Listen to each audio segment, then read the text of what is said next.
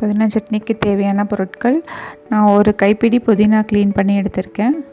ஒரு சின்ன கப்பு தேங்காய், 2 டேபிள் ஸ்பூன் உளுத்தம்பருப்பு, 1 டேபிள் ஸ்பூன் கடலைப்பருப்பு, ஒரு 5 ஸ்மால் சைஸ் தக்காளி, ஒரு 5 மீடியம் சைஸ் பெரிய வெங்காயம், 5 காஞ்ச மிளகா, ஒரு சின்ன துண்டு புளி, 5 பல்லு பூண்டு, கருவேப்பிலை, தேவையான அளவு உப்பு.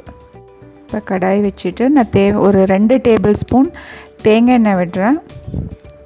அதில் உளுத்தம்பருப்பு, கடலைப்பருப்பு போட்டு நல்லா அந்த வாசனை வர வரைக்கும் வதக்குங்க.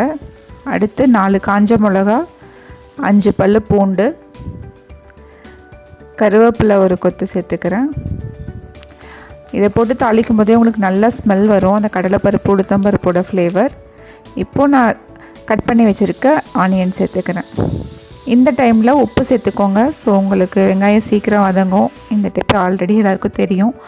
ஸோ வெங்காயம் வதங்கினதுக்கப்புறமா தக்காளி சேர்த்துக்கிறேன். தக்காளி வதங்கினதுக்கப்புறமா புதினா கொத்தமல்லி சேர்த்துக்கோங்க. ஸோ அதுக்கப்புறமா தேங்காய், ஒரு சின்ன துண்டு புளி எடுத்து வச்சோம் இல்லைங்களா, அதையும் சேர்த்துட்டு ஒரு வதக்குனதுக்கப்புறமா அடுப்பை ஆஃப் பண்ணிவிடுங்க. ஸோ இது நல்லா ஆறுனதுக்கப்புறமா மிக்சியில் போட்டு அரைச்சி எடுத்துக்கோங்க. உங்களுக்கு இது எல்லாத்துக்குமே சூட் ஆகுங்க. ஒயிட் ரைஸ்க்கு, இட்லி, தோசை, பிரியாணி எல்லாத்துக்குமே இது செட் ஆகும். செம்ம டேஸ்ட்டாக இருக்கும். ட்ரை பண்ணி பாருங்கள். ட்ரை பண்ணி பார்த்துட்டு எப்படி இருக்குன்னு சொல்லிட்டு கமெண்ட் செக்ஷனில் சொல்லுங்கள்.